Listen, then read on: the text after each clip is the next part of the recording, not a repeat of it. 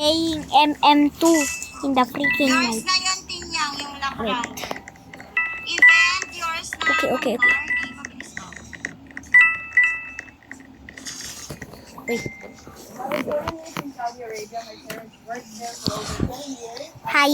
Oh, And everything we ate there, my mom was able okay. to get the recipe. And talagang ganun po ang food namin sa we traveled to Oman, Qatar, Bahrain, Dubai, just to compare the food, especially our biryani po.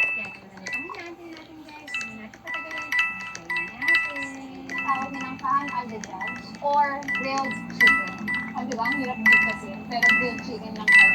Try natin, kasi almost to authentic na siya yung pagkakagawa. Kasi yung mismong gumawa, lumaki sa Saudi. Ito naman yung chicken kabsa.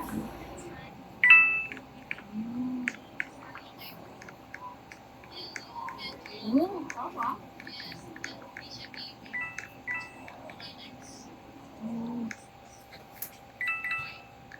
Sa video na to, Bukod na kumakalas kasi sobrang lambot. Yung laki. gagawin natin ang isang Manila Heart Attack Food Tour kung saan kakain tayo sa sa ating mga pipi. Pero gagawin mo ako upang Okay.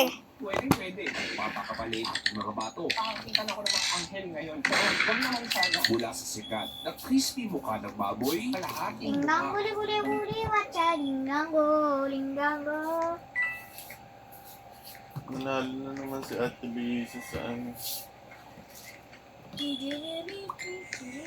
Baboy, malalaking chicharong. Yung pagkain na to, yung putok-patok talaga. Manalo sa raffle si Ate Hazel. Laman loob barbecue Kung paano ko kakainin to. at sa putok-batok na bulalo. May taba rin tayo dito.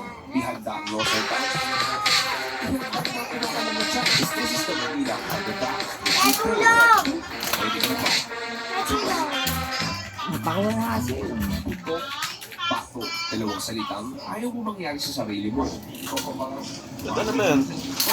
Pero on the other hand, Chocolate yung ba? dalawang salitang nagde-describe ng masarap na Filipino food, mamantika, Ito? prito, mataba, ng ilang mga uri na naglalaraos mga Pilipino sa Oh, batok ha? food at Ibang Pinoy. chocolate Kahit yan. alam natin unhealthy ito, eh minsan, hindi mo tayo kumain dito. Dahil mo tayo plastikan, masarap talaga to ngayong araw. Dahil gusto ka doon, some of the best food of batok eats